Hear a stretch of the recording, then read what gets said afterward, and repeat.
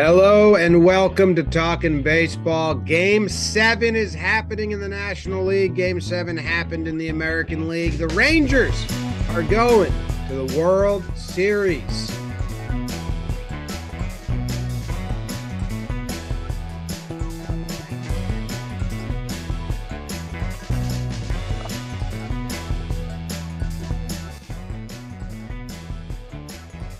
Yes. Hello and welcome to Talkin' Baseball. Thank you very much for joining us today. It's episode 739, October 24th. I forgot that I can't hear the music when I'm home, so sorry about my missed timing there. And my mic's broken, so things are not going well for me or the Houston Astros. Things have been eliminated. I know it's a cron pod, but I really would want to start with the Astros-Rangers game. Anyway, Jake, how are you? Yeah, maybe it's like a Harry Potter, Voldemort situation. You and them are kind of connected forever, and that's like a Horcrux moment that your microphone's giving out on you. Your body was fighting you earlier this week. Unbelievable. I mean, unbelievable, right? Like that's of all the scenarios we thought up. You didn't see that one, and it's part of the reason baseball is beautiful. And the same thing in Game 6 in Philadelphia. So the baseball gods are out. They are furious. They hate that Trevor never thinks a hit by pitch is intentional anymore. Got to stand up for the hitters at some point. I'm doing good, man. What a night. 6.5 hours of streaming baseball. God, good. Trev, how are you? I would like to stick to being a cron pod. I want to talk about Jake's Snakes and then, forcing this Game 7. We got 2 Game 7s. We're very lucky as baseball fans that these CSs have gone the way they've gone.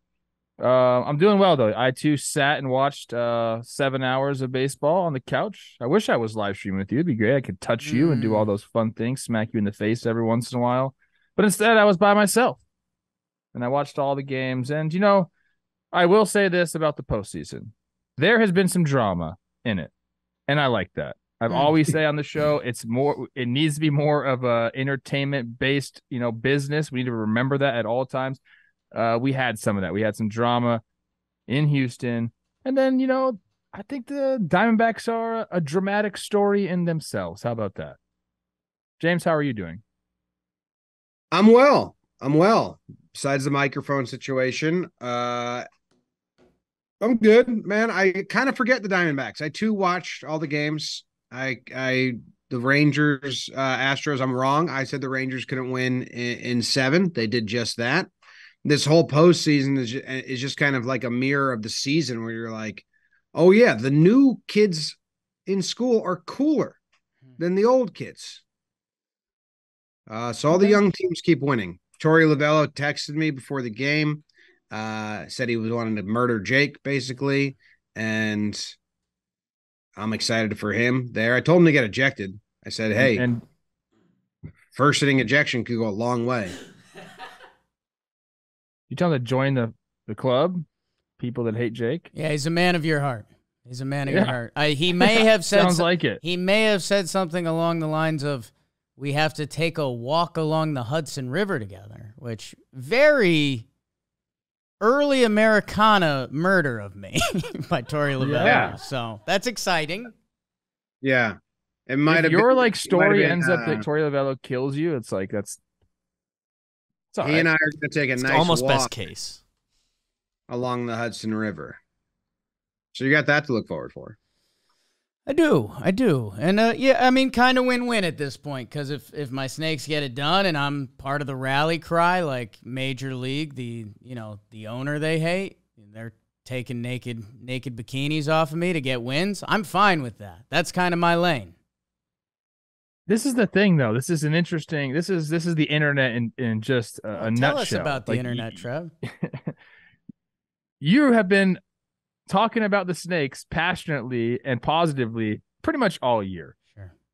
They go down 2-0 or 0-2. You say some things. Now all of a sudden you're like being used on the hype videos, like the anti-Jake. It's just, how does that happen so quickly? Well, because, Jesus. They thought they had a loyal fan, and as soon as the going got tough, he tucked tail and ran.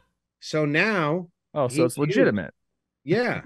I mean, They're sorry for motivating the lads. I guess a lot of the good leaders in history were considered great motivators, but that's fine. That's fine. Name the people you're comparing yourself to. What? The people at SeatGeek, because, Jim, they've got a crazy thing going on right now. The people at Ooh, tell SeatGeek, me. not only have they led the way in ticketing apps, but they are leading the way with code JOHNBOY postseason. You will save 10% off any order. If you're going to something, you're getting a ticket, save 10%. It's that easy. The app is so easy to use. I can use it. I can't believe they put that in here. SeatGeek, you know who they are at this point. Go download the app. Green means good. Red means bad. And with 10% off with John Boy postseason, you can make it a little greener. Make it a little greener. And before our live streams, we do a tweet with them. If you guess the score after the 6th inning of the game, you get 500 bones to SeatGeek. God, good. Thank you, SeatGeek. Go click the link. Download the app. Breaking news, Dusty no longer an Astro. What? But we're going, I just got notification. Said Dusty told the reporters he's not going to be with the Astros anymore. I was about to pass. Really? Yeah. Like he's done with baseball or just done with the Astros? Well, I think his contract's up. Contract is up. Yep. He's out. Interesting. The line I'm They didn't wanna, seeing like- is his final take a- season with Houston. They didn't want to take a few days to think about it or something. He must already have known, I guess. I don't know. That's why you brought that plan out there. Now I get it. It all makes sense.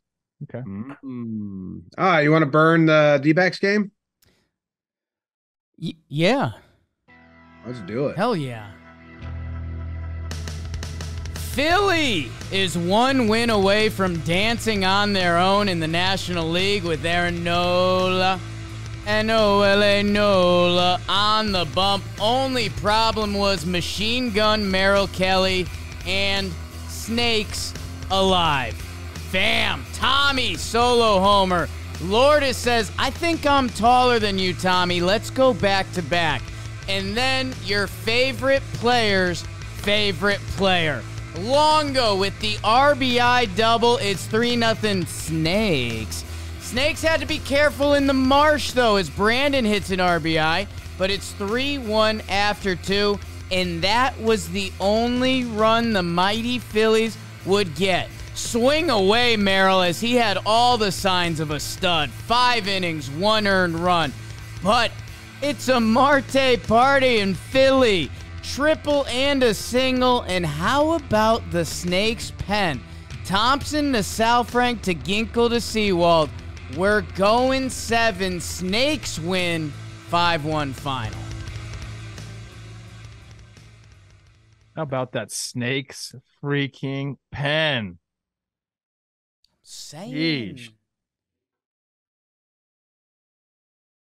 How about them jumping on the starter and hitting homers like we saw them do against LA? And then at the end of the game, they were like, oh, let's do all that fun shit we used to do too. If they win this series, or if they go in game 7, I'll just stay in game 7. Like, let's do that at the beginning, man. Bunting on Soto twice back to back, like running. They were stealing, getting like no lead steals. I saw some TikTok where they were calling it the vault steal. I think it's just like a hop jump steal.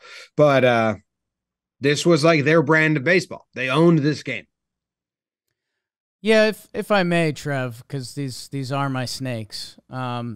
The stolen base thing is pretty wild. We've been screaming at the screen for Corbin Carroll to go, go, go. We see Still him. hasn't. We see him on the double down the line, open it up, and he's running fine, which has you, I don't know, just questioning a couple different things. I wonder if part of them having a lead and going for the stolen bases was like, let's find out if we could run on Real Muto. Because the only thing I have in my head why they haven't been stealing more is JT Real Muto being one of the best pop times in baseball, which shouldn't be ignored. But yeah, like that was fun seeing that. Perdomo running the hands up. All that being said, Trev, I mean, setting the tone with 2 home runs early, like, you know, whatever the playoff stat is now. If you out-homer the team, you win bleep amount of times.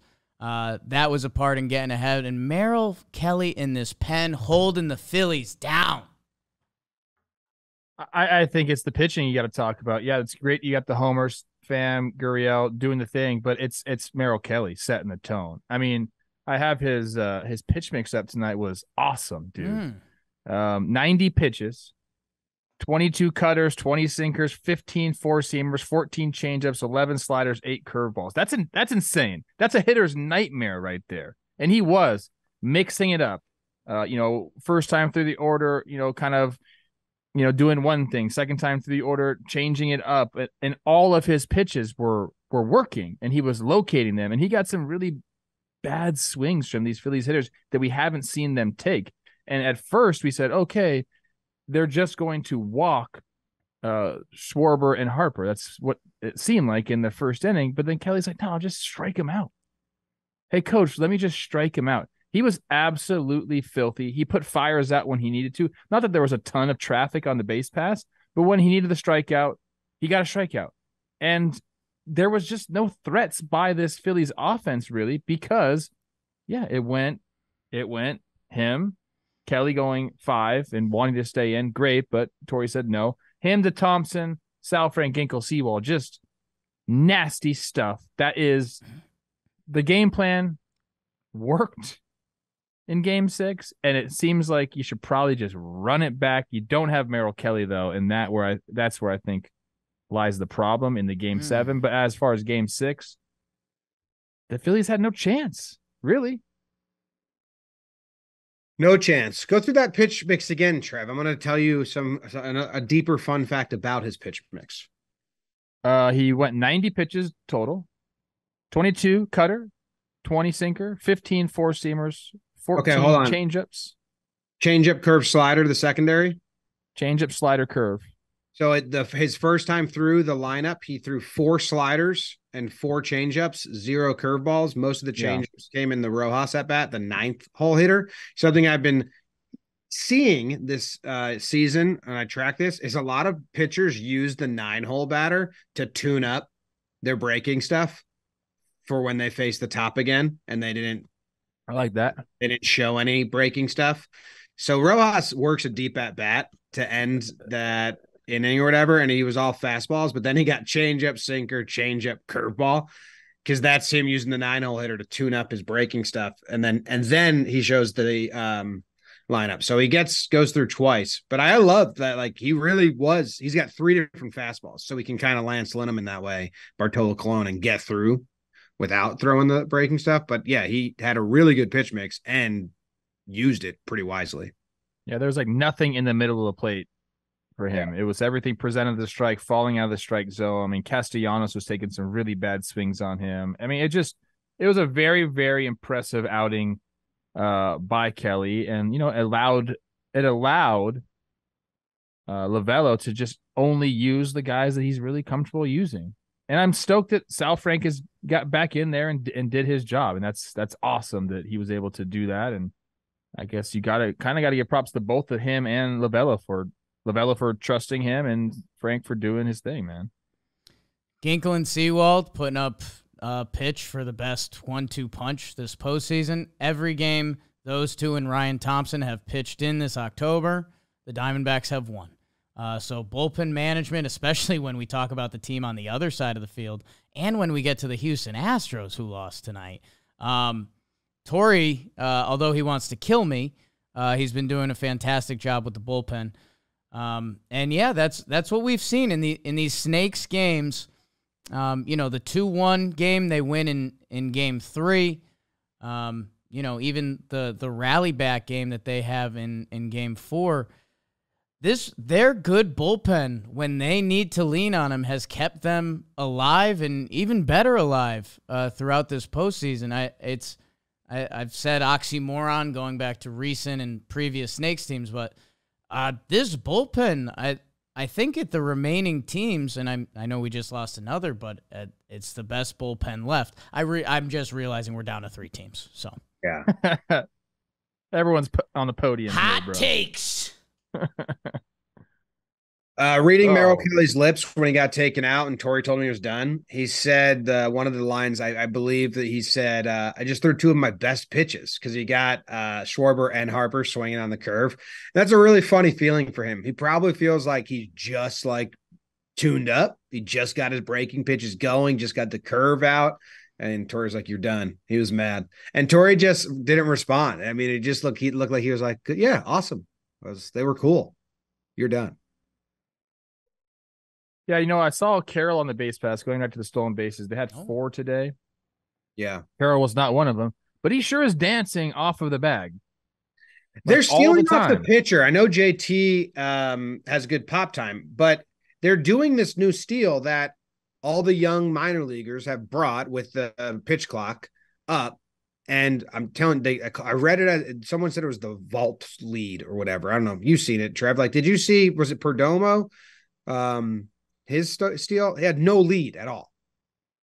And they just time that hop step with the pitcher's delivery. Mm-hmm. I'm guessing that the other Phillies starters are mixing up their timing. Because if a dude comes set and it's like 1, 2, they're just timing that jump.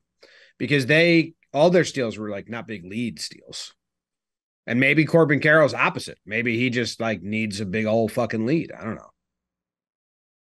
It looked like there were times where he had a big lead and he had a one-way lead going back to first base. When they picked over, it was like right away he was back. And then right after that, he got back out and he had a big lead. He was jumping around and just didn't go. So I still don't understand what's going on with Carroll, but I'm happy the Snakes started to embrace the chaos, as they like to put it. Because I feel like that is the brand of baseball that got them into this position, and it needs to be the brand of baseball they play going forward if they want to really they're one win away from the World Series, man. It's crazy. No idea where Corbin. I mean, on the stream we're talking about potential injury. Like, is it shoulder bang? Like, does he not want to slap? Yeah, I don't know. You just start running through all these questions, and Jim, you're right with the hop step vault lead or whatever it is. I know, but like Alek Thomas didn't. He didn't get a good jump or a big lead, and it's just like, I don't know. I don't know. Corbin Carroll, all eyes are going to be on him Game 7. Maybe we're too far into it, and maybe it's because he's got a dude hitting behind him right now in Ketel Marte, who he's breaking playoff records. And if the Snakes get this done, which I know a lot of people haven't processed yet, there's a good chance that guy is your NLCS MVP. So I don't know. Maybe he's looking through it in that scope and trying to give his guy a chance. It's felt a little bizarre. I don't know. Anything else on the Snakers, or do we have to talk some Phils a little bit? I think we did a good job. I mean, I think getting that third run's important there. I don't want to just shout out my guy Longo, but that just seems like you hit the 2 solo homers, great. Alek Thomas gets on and Longo drives him in. Like, that's keeping that momentum going. And we're going to get to the Rangers Astros game, and I felt like there were some situations there as well where it's like, man, it just seems like if you can get like that third run or that extra run that you maybe don't, it's not a solo homer, it's not a home run, but you have to drive him in, like hitting with runners in scoring position. Guess what? Still matters. And to be able to do that early on in the game and put up that 3 spot and silence the crowd is. And we've heard everyone say it, man. It's like that's kind of been the name of the game in the postseason. Get on the road and try to take the crowd out of it, take the momentum, take the air out of the place. And the Phillies fans did a good job of coming back into the game right away in the next inning because they did score a run, but there was really not a lot of opportunities for them going forward. So I was interested to see them using Kimbrel, but then I guess he did not pitch on Sunday nor Saturday, so keeping him sharp. But I don't know what they were down at, 4-1. Well, they went that's to 5-1. They went to Kerkering before him, which that was a little surprising because we've seen him now have a couple tough moments. That after when he went Kerkering, I kind of tilted my head and I was like, okay, like maybe He's trying to get through this game, right? Like, you want to keep it close, but you want to get through this game. When Kimbrel followed him, it felt like both of those guys were kind of having auditions for tomorrow. Like, we just saw a Game 7 today. Everything's in play that I think it was a tune-up for Kimbrel, and I think it's a tune-up for Kerkering and Soto if they need to get out there. Yeah, I don't think you can pitch this bunt on Soto, but Kerkering and Kimbrel, yeah, that's the same real like thought process I had. I looked at the bullpen usage. They both would be on 3 days rest, which is probably the most they've gotten in a while. They both pitched Thursday and Friday, so keeping them sharp, I guess. Who goes? Who's the starters? Game 7. Who Tell goes? the public. Well, Fott is starting for the D-backs, and Suarez will start for the Phillies. And it's going to be a freaking... I mean, two aces. What do you throw? Yeah, 5 innings pitcher pitched, duel. 9 Ks last time against the Phillies, something like that. Bout, Buried him, man. Yeah. And I wonder whose leash is going to be shorter because both managers are not giving neither of these pitchers a third time through, even when they're like on. We've seen Topper pull Ranger like way quicker than that, like one time through. So I wonder, but they both could absolutely dominate the first 2 times through the lineup, especially if the batters are a little bit nervous because Game 7. You have the Phillies, you have the AZ bullpen as an advantage over the Phillies, Jacob. Jake does. Which he has I think, them as the best bullpen of the last 3 teams left. I think I get for the last 4 innings, like I opening it up to Game 7, and if you need a guy to pitch the 3rd or 4th inning, I'd have to dive back in there, but I know we haven't teed it up yet, but after seeing Monty today, you're going to have a couple studs. You're going to have a couple studs potentially more in play than they were a couple hours ago, so I'm jazzed up for that. So, I mean, I guess, getting into tomorrow's game really quickly, congrats to the D-backs for forcing the Game 7. Pitching-wise, you think the D-backs have the upper hand? Or do you think Ranger is a little bit better than Fott, so maybe it evens things out? Rangers definitely not scared of any moment. Fott just did it too, though. Did it? Can he do it again? Game 7? I don't disbelieve in Fott. If I'm searching for a storyline, Ranger Suarez has been one of the coolest customers we've seen.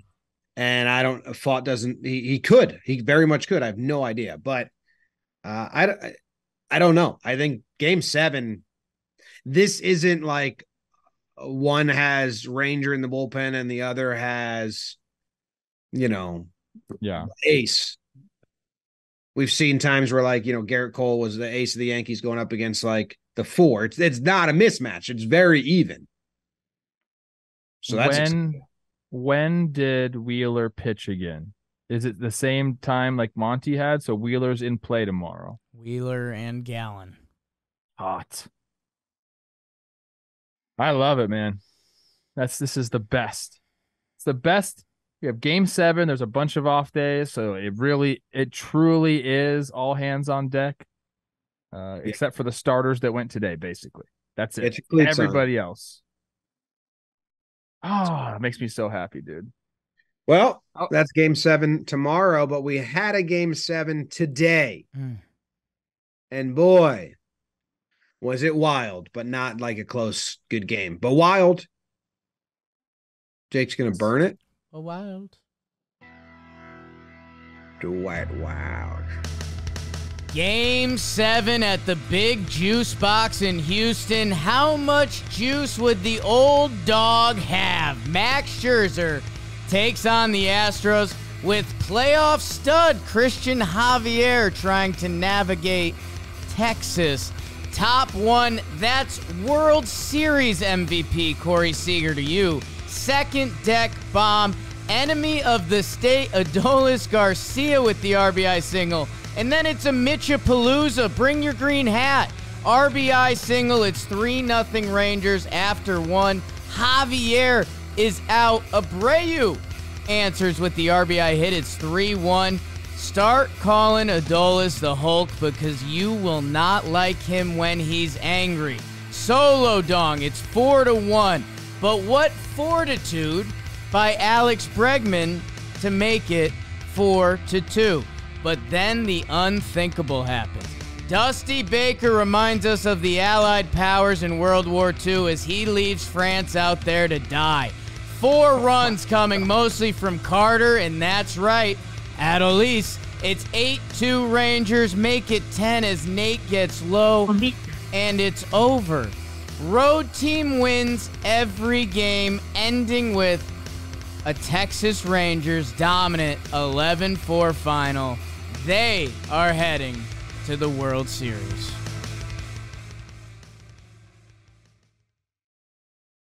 Wow. Way to go. Some World War II references in it. Bravo, man. I couldn't find the perfect thing. I wanted to something about leaving France to die, and I don't know the poets from that era well. So I don't know. If anyone's got better comparisons, leaving France to die, let me know. You should have said the What Pooh era do you family know when the they poets emigrated well? to America. What's that? Is there an era where you're like, I know the poets here? Early Americana. James Joyce, that's Ireland. James Joyce. Robert Shendek. Yeah, the Rangers hit, man. Like when they are rolling, and you guys have said this, everyone said this, it's kind of been the talking point of this Rangers team is that when their offense is on a heater, nothing else matters. And Tom Verducci saw them listening to music, taking BP, and he turned to Kenny R and he said, it's going to be a blowout. That's how obvious it was, Trev. Tom Verducci knew. He knew. Okay. I gotta start getting my sports bets from Tom Verducci. Jesus. Yeah. Well, they were just so relaxed. No, I mean, that was a cool story. But Corey Seager opens it up with that home run. Absolute bomb on the high fastball. That was and then Adolis Garcia, like the home run at the end. It's kind of everything, man. Everything. There's a lot to talk about in this game. There's a lot to talk about. Again, it's a big early scoring from the road team that shuts the crowd up, that means something. You have you said the Seager bomb was a beautiful swing. You have Adley standing at home plate, balls off the wall. He gets a single, but then he steals second base. So that was nice of him. Yeah. He's felt bad about standing at home plate too long. Steals second base. Garver does his thing. I mean, that's how you got to do it. And then the Astros come back and was it first pitch? Altuve off the wall breaks the fucking wall. Yeah. Like that was awesome. It was like Rangers come out and punch you in the mouth. Altuve's like, I got you. Literally breaks the wall. Abreu down the line, but then Brantley with the ground or with the double play ground out, which, that's tough. But you get one back, you're feeling good. And then all of a sudden the fourth inning comes. It's tough to overcome 4 spots, man. It really is. That's the bottom line. Like you can give up a run or 2 is fine, but like you start giving up 4 spots in these games, like there's too much pressure. It's too hard to score runs like that. Like, man, like Evan Carter doing what he's done has been insane. And you're right. This lineup it's just been too long. And at this very moment, and especially this game, like everyone was swinging well. Everyone was seeing the ball well. Everyone was adding on. It was 8-2. I'm like, hey, 6 runs isn't that big of a deal. Like the Astros can score 6 runs, and then Nate Lowe hits a 2-run homer, and it's 10-2. I'm like, 8 runs that seems insurmountable to me. 6 runs really did it, and then they add another one. It's like they just kept doing it. It's the older brother in the pool story that we talk about all the time here. Sorry, Jake. I'm sorry that brings back bad memories for you. Rangers got it done, man. That was all. It was awesome to watch. Rangers got it done when they tanked the last game of the season to force the Astros to be the home team. I mean, that's Bochy ball. That's smart. They did it, man. George Kirby, he's got a part of that. I don't know. I guess for me, there's like you said, Trev. There's so much to run through. Like Scherzer, I mean, Montgomery's awesome. Almost every player on the field deserves a shout out. Maybe I'm too lost in this. But I want to, what you were just saying, Trev, like Houston is never dead. Like Houston is just never dead. When it was 8-2, everyone was looking around the room like, they lean into one right here. It turns into 8-5, and Yep. you don't necessarily believe it, but you're not shocked by it. Like, that's how I described the Altuve homer off Leclerc when they came back. Like, I didn't necessarily think Altuve was hitting a homer, but I wasn't shocked at all by it. I can't believe when it's a 4-2 game they went to JP France. Brown had looked solid. You have guys in your bullpen, and this becomes part of the conversation from yesterday of he went to some of his A pen while they were losing. Neris came out of that game. I don't know. Like, we've seen it in the Phillies series. We've seen it with a bunch of different teams. You kind of need to attack it with your relievers, and this is a game 7. You're down 2 runs. Like, you can't kick it to JP France right now. And don't want to be shots fired at JP France, but he's a rookie starter that, and I know I just defended Hunter Brown, but at one point, Hunter Brown was elite this season, and his stuff seems like it would tick up in the bullpen. Going to JP France there, I mean, even Stanek at the end of the game, who I know he got clipped at the end of last game, but that's a guy that's pitched out of the bullpen. That's a guy that's pitched in a lot of big playoff games that when I see the list of Neris, Abreu, Urquidy, Stanek, and I don't see Presley's name on there, and the ship went down with JP France, that doesn't sit right with me. I don't mind not seeing Presley's name in there because you need him at the end of the game, and it just got out of hand. So I don't mind not seeing his, but I think Urquidy has to be your guy coming in. If you need some innings, if you want to go Hunter Brown, he showed that he could do it. I'm okay with that. But following that, yes, I think instead of France, you go Urquidy right away. He's shown that he could have success, and you can talk all you want about Dusty not making the right decisions. We can talk about Bochy making the right decisions. As soon as there was that, like, the alert or whatever that Madison Bumgarner, I think this is real. I think, unless it's just the internet hoax, that he texted Bochy saying, "Hey, you need me to come pitch game 7 for you." As soon as that came out, you knew that Monty was coming into this game. I didn't know he was coming in that early. I thought he might come in late. But seeing him warming up and getting in there and then going out and doing 2 1/3 innings, 3 hits, no runs. Like, that's that postseason shit that we love, dude. That's what we hope we get tomorrow in the D-backs Phillies games. Monty is just a stud. He's talking with Verducci after the game. He seems like he's not even, like, in a playoff atmosphere at all. Like, he's not going to the World Series, just ho-hum. Wow. Monty is what love that people refer to as a country bumpkin. Dude. Bruce Bochy loves him some country bumpkins in game 7s. That's all I'm going to say. Because they don't give a fuck. Yep. Dude, honestly, yeah. Yeah. Yeah. I always say you need a few Southern boys on your team along with some Cubans, but, like, I don't know. It was just awesome to see. The true South, Cuba.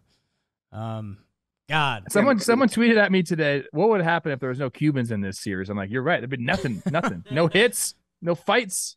I will say, I agree with you guys about JP France and blah and all that, but the Rangers were hitting whoever. I mean, who didn't they hit? Stanek at the end? They were bored. Neris, he threw up a 0. And is that all? Maton came in and got his job done. 2 outs? Yeah. Anyone that pitched how many pitchers pitched a full inning and didn't give up a run? 2? I mean, they had pitched like 9 fucking guys in this game. The Rangers were just hitting. It's crazy. That's the bottom line. Is they had 15 hits and they scored 11 runs. Adolis Garcia's hit a home run that didn't go over the wall, and he pimped it, and then didn't get to second, and then people are upset about it, and he hits 2 more home runs. Some of the old heads were like, "Oh, I would bench the guy if that was me, the manager. I'd bench him. He's showing up. What a dummy." Yeah, who said that? Michael K said that. I'm like, Michael, come on, man. You're not going to bench Adolis Garcia in game 7. Did he say that? Yeah. He always says that. He always says, if you better make it if you don't make it. But he said he'd do it in game 7. I don't know. Game 7's pretty tough. And it's 2 home runs. Altuve hits a home run at the end just for fun. I like that. It was just kind of like a under 6-foot home run club the last 2 innings of this game. Live there. We got to give snaps. Let's just give a little Houston Astros before maybe we talk about the hit by pitches, all that stuff. Yordan Alvarez is just incredible. his line for the postseason was 465. He 1.4'd it. He almost 1.5'd it. People, that means he's getting a base and a half every time he comes up to the plate. That's a joke. He's unstoppable. It doesn't even matter what the score is. It doesn't matter. He just goes up there and hits. It's crazy. Unstoppable. It's Trev, we haven't zoomed in, or I guess I haven't been focusing. It's kind of been series to series and not looking at the stats. Altuve, Bregman, Jordan, and Abreu, the top four in that lineup, all brought it. But like Jim and we've been alluding to, there's about 7 guys in Texas's lineup that have been too, and 7 might be lowballing it. So they turned into the wagon that they were at points this season. Like, the lineup is just untouchable. A guy I want to give a shout-out to is Spores out of the Rangers bullpen. Like, we've kind of been doing this with the Rangers, when they win, they're going to maul their way to wins. And, like, the bullpen's horrifying, and, Leclerc did his job a few times. Chapman's as scary as a pitcher's ever been.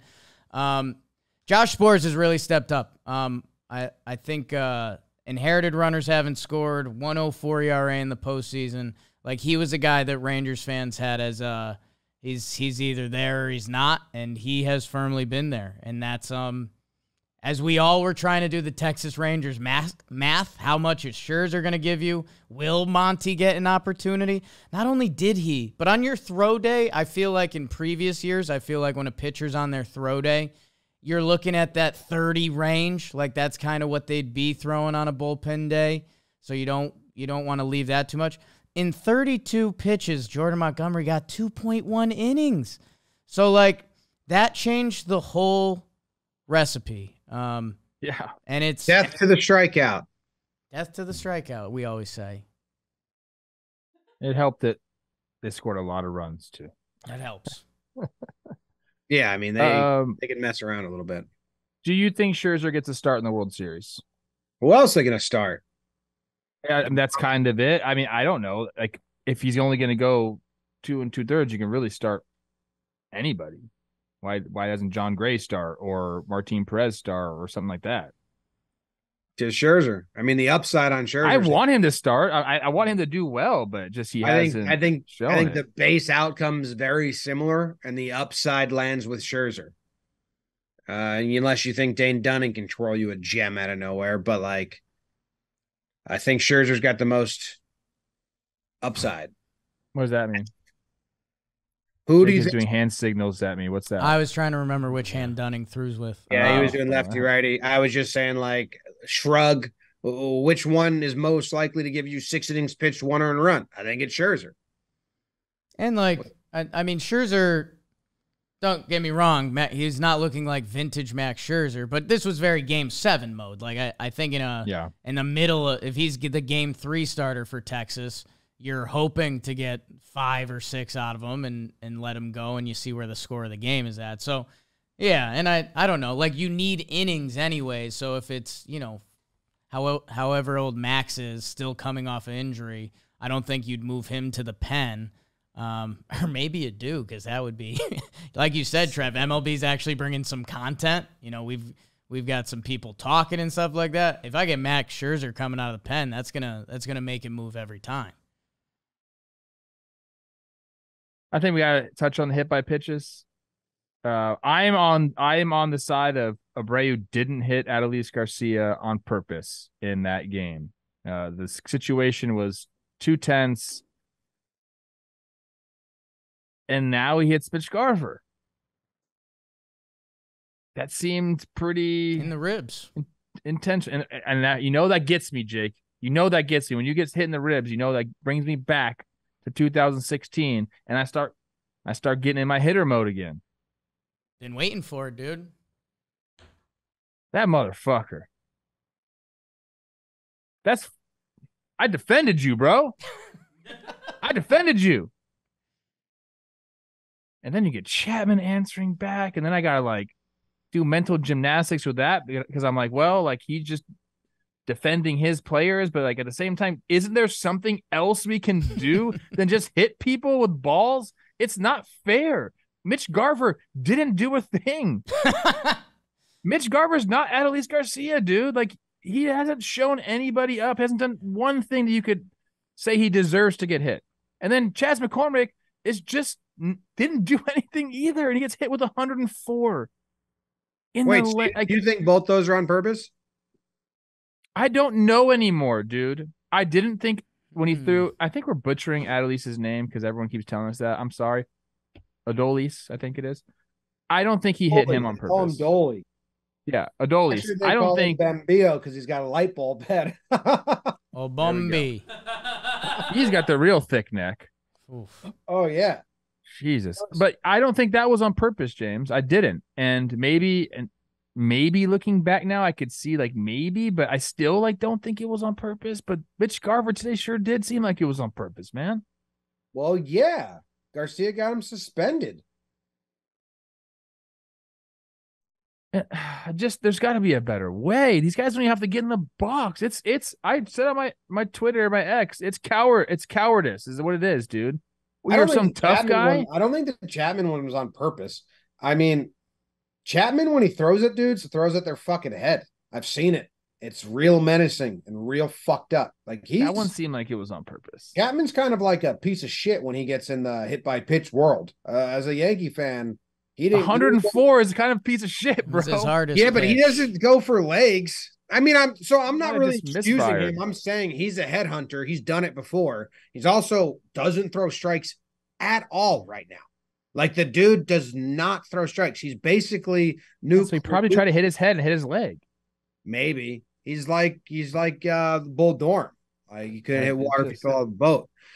Meat. These poor hitters. That's all I'm saying, dude. It's just after the Garver hit by pitch in the ribs, 3 straight strikes from Abreu, the following batter.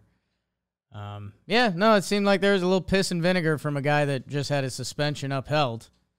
I think that never defend the pitchers, Trev. What are you doing? We're hitters. I don't know. I'm trying to give my honest opinion, and you know what? I've been burned so many times defending people. I gotta stop defending people. Gosh, Jonah Heim's face very much made me think it was on purpose. But then I was like, Chapman's bad guy. He was throwing at the Rays' heads when we were playing beanball with the Rays at 105. Fuck. I want to see what Chas McCormick's leg looks like in 2 days. Oh, I almost said tweet that so bad. Let's have a GoFundMe. It's going to be bad. Oh. Remember when Gibby sent us a picture of his bruise and we weren't allowed to share, and it was it looked like a galaxy formed on his body. Yeah, snaps of the Rangers. Cool bruise.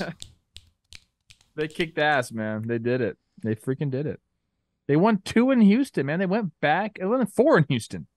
But dang, Corey Seager had 3 hits today. I know we've been giving the lineup compliments, but Seager and Garcia are from another planet. God. Yeah, they're rolling hot. World Series. Bruce Bochy, 3-0 in Game 7s. Dusty's 0-4, or do I have it undefeated when he wins Game 1? Stats. Info. And the Astros runs over. Damn. I don't know. Is it over? Dusty's gone. Altuve's retiring. Right. Bet on that. Hey, I'm going to get this out of the way before the read and people just forget it. Kyle Tucker, tough series, my guy. Love you, Abe Lincoln. But maybe you could go to the DraftKings Sportsbook and place a $5 baseball bet, and you'll get $200 instantly in bonus bets. Hello. So what are you waiting for? Download the DraftKings Sportsbook app now and use code Talkin. New customers can score $200 instantly in bonus bets for betting just $5 on baseball only on DraftKings Sportsbook with code Talkin. The crown is yours. Gambling problem? Call 1-800-GAMBLER. Visit www.1800gambler.net. In New York, call 877-8-HOPE-NY. Text HOPE-NY. In Connecticut, help is available for problem gambling. Call 888-789-7777 or visit ccpg.org. Please play responsibly. On behalf of Boo Hill Casino and Resort, Line C. Parker, Golden Nugget, Lake Charles, 21 plus, age vary by jurisdiction, void in Ontario. See dkng.co/baseball for eligibility terms and responsible gaming resources. Bonus bets expire 7 days after issuance. Eligibility and deposit restrictions apply.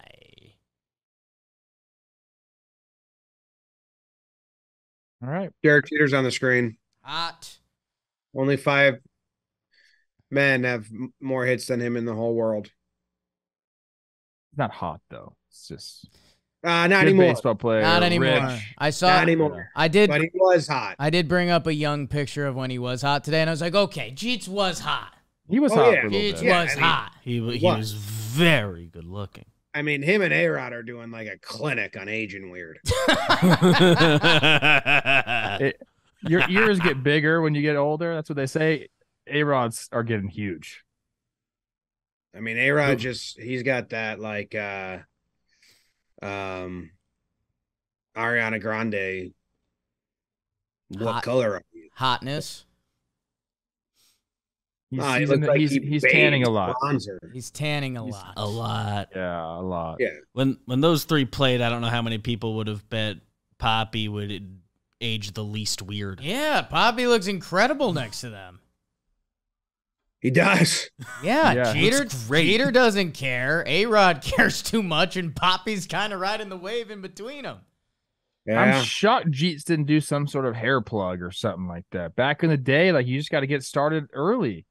He had the money. He's in New York. Come on. Well, man. dude, kept when he shaving, he'd be initially fine. went like skin, like buzz, or like his head wasn't as odd looking. Like he could still pull it off a little bit. And he wore a hat A lot of his hats. whole life. And now he's sitting there in a suit, can't wear a hat. No, you have to wear like a silly hat though. You have to wear like Oh, Dallas yeah. Braden wears the paperboy hat, and Curtis you Grant. can't wear a Need ball a cap. signature that's for sure. hat. So What if he just had a top hat? yeah. Top hat Jeets. Can't do top hat. All right, love you, Jeets. Love. Only 5 guys alive have more hits in MLB than him. I like Jeets. He's really good. So that's how I end that show. Okay.